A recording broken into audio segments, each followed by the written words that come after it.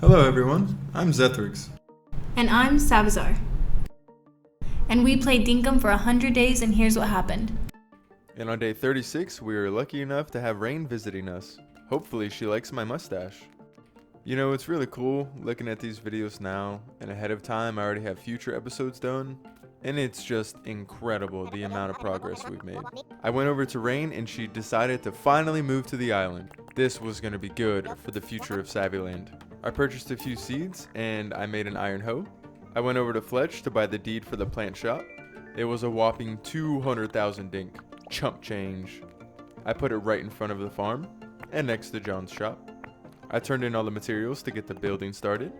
I made my first iron watering can and I rearranged our bulletin board. I tested out the new watering can.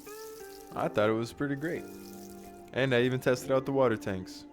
I went back to planting all the tree seeds that I had. That's turning out to be quite the forest. I went back over to Fletch to get something that was long overdue. I got the trapping license, and I could now make the animal collection point and animal trap. While I was at it, I bought the trapping license level 2, and that meant I could make better traps. I planted some more trees in the center of our town. I got to making the animal traps that I needed. These were gonna come in handy. I was gonna use these traps to catch all sorts of different animals. I started with this little guy. It was too easy. And now once I catch them, I just drop them off in this little doohickey. And then we basically send them off so they can be studied. And I didn't stop there. I made sure to catch quite a few more. You can get about 5 to 10,000 dink per animal. The more aggressive animals give you more money. Like this crocodile, for example. After catching all the animals, I did some redecorating. Just needed to polish some things off. So I touched up the museum, and then I touched up the bank. Savazar was making sure I wasn't messing anything up. And then I decided it was time to bring this area to life. It was kind of ugly, and it needed some touch-ups. I started by redoing the paths. After I touched up the paths, I went and got some more flower beds. I had just the idea to make this look a little bit better. And it involves lots of cute flowers. Just what we needed. And after that, it was time to wrap up day 36. Nothing too significant. Now it was time for day 37. I started the day off by checking the mail, and I collected all the money I made from the animals I trapped. It took me a second to realize I could collect them all at once. I made about 70,000 dink just from the animals I caught the day before. So this meant I was going to do this every single day. And it made it a lot easier so I didn't have to sell everything I was collecting. I could just trap the animals and sell them. But it still was a little frustrating. And after I caught all my animals, it was time for a trip to the mines. I wanted to collect lots of ores so I could make more sprinklers. And in the first treasure room we found, there was a nice shiny ruby just waiting for us. However, as I was escorting Savazar back to the elevator, I couldn't believe what happened. This scrub took me out. I don't know what was going on in the mines today, but I wasn't having it. I put myself back together and it was time to get back out there.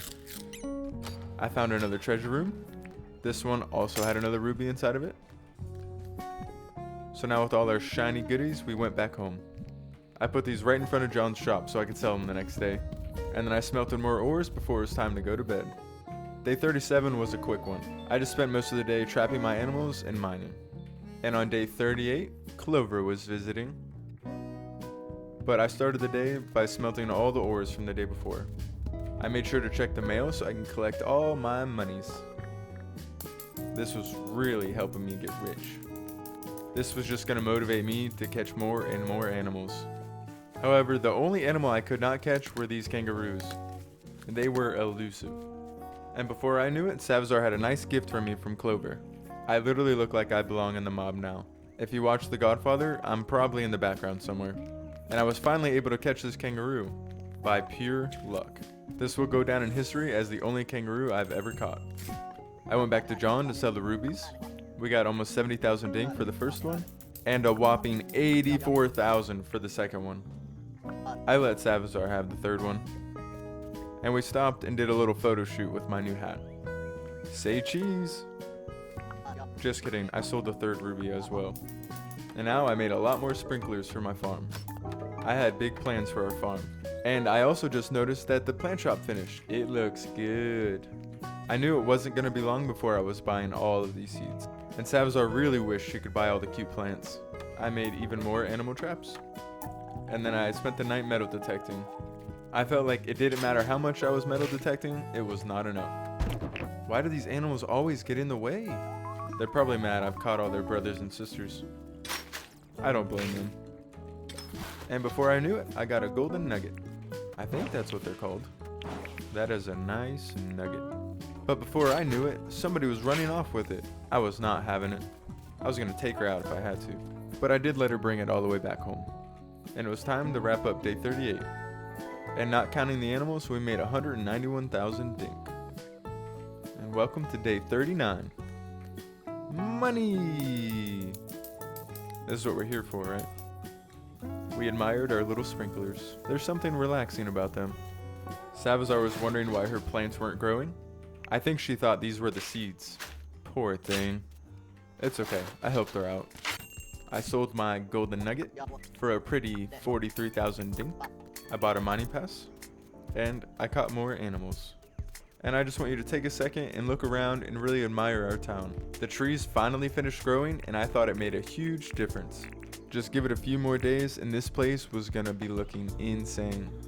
I was patiently waiting for Savazar, and we were gonna take another trip down into the mines. Hopefully nobody dies this time. It wasn't long before we found our first treasure room. This one had the usual goodies. And then we found our second treasure room. This one had an extra surprise for Savazar. It was another flashlight helmet for her, because our other one died and we didn't have a way of charging it yet. So she put that puppy on right away. And then we found a third treasure room. It may be hard for you to see, but there's another ruby in there. Savazar was our little ruby runner. And on the way back, I found another one. Double trouble. And now this time, we collected 4 rubies. And it was getting late and I was almost dead, so it was time to get the heck out of here. We made a pile for Savazar and a pile for Zethrix. And it was time to call it a day.